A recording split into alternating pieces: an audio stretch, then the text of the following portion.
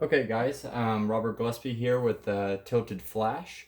Just doing a quick tutorial video on Photoshop. I know that there's a lot of them out there, but how I learn is basically learning and then repeating it to someone else, and that's how I kind of pick up on things and how to keep the content in my head and in my process. I just like to you know, basically take it in and then explain it to someone else. That way I know how to do it exactly. So here in a couple of these images, I'm going to show you like this one and this one right here. What we did was we took a family member that had passed and we put him into this image. And how we do this is, so we go out and we do this photo shoot as an example. This is a senior photo shoot of a young man named Marcus. He's a football player, great shoot, great kid, great family. And they had a special request, and the request was to put grandfather in some of these images, and just show our support for him and his family, and just try to make that happen for him. So basically, this is a tutorial on how to add these, almost transparent images to your existing image, and to make it look right. So this takes a couple of tries and a couple of efforts and stuff like that to get the right placement and that kind of stuff like that, but I'm going to attempt to show you here now. So this is Adobe Bridge. We're going to go over here to Photoshop where I have these images already selected. So here is the original image of him. When I took this image, I already had an idea of where I would like to place grandfather in the image, and just try to get the best quality I can. Once I have this, then I can obviously work in post to add grandfather into it. Now what we did was I took my scanner or a picture of a picture or a scanner, whichever way you want, and then you go in here into Photoshop and you want to select either your selection tool. You can do a magic wand. There's a couple of different things, the lasso tool and stuff. I like using the selection tool. Doesn't give you the absolute perfect image, but it gives you something close. So you're going to select the image that you would like, and then you're going to hit Control C. And what that does is it copies the image that you've selected, and then you can then put it onto another image. So once you have this, I like to use all control keys and just shortcuts and stuff like that. So Control V, it's going to ask you, obviously the colors don't match. It's a picture of a picture, it's a picture of a Polaroid. So it's obviously going to tell you, hey, it's not working, but if you hit OK, it kind of overrides that image, or that message rather. So we have this now. Now we can't really move him, but he is a different layer, so it's on a completely different layer. So what we're going to do is we're going to hit Control T. What that does is it brings up the ability to be able to move and to be able to shrink and enlarge the image. Now what I'm doing is I hold Alt, and what that does is it keeps the composition of the image and just increases it. So what we're going to do is we're going to place it where I had it on the image, right here in the center, maybe a little bit higher. And then I think that looks pretty good. So we're going to go ahead and enter. Now this is just a rough draft. Obviously you're going to want to take a little bit more time with it. Down here in your panels, you're going to have the opacity. The opacity you want to take down to at least 50%.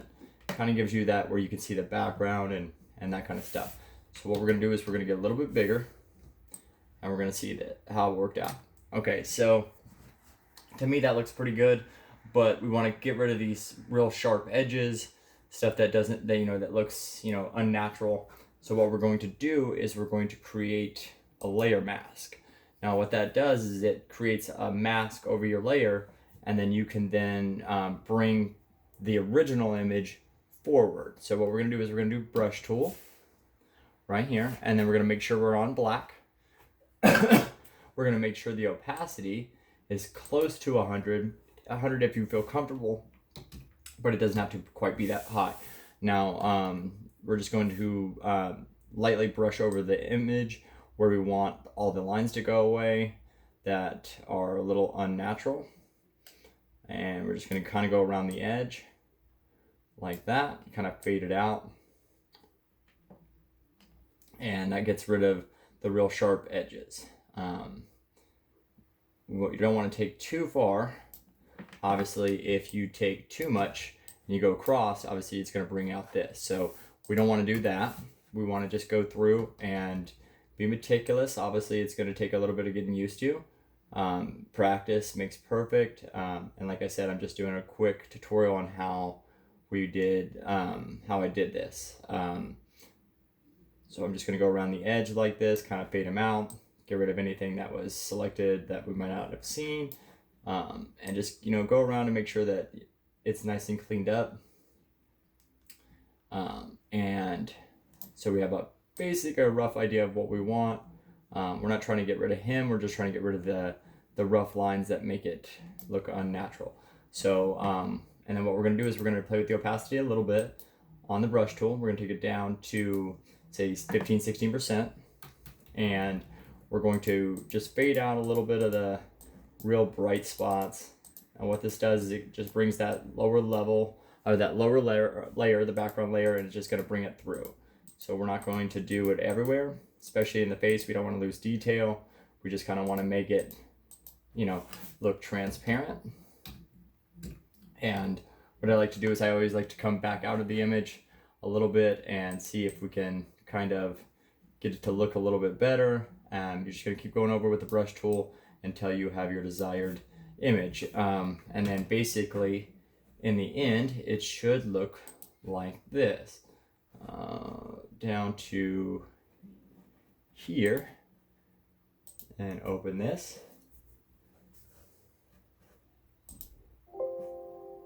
Okay.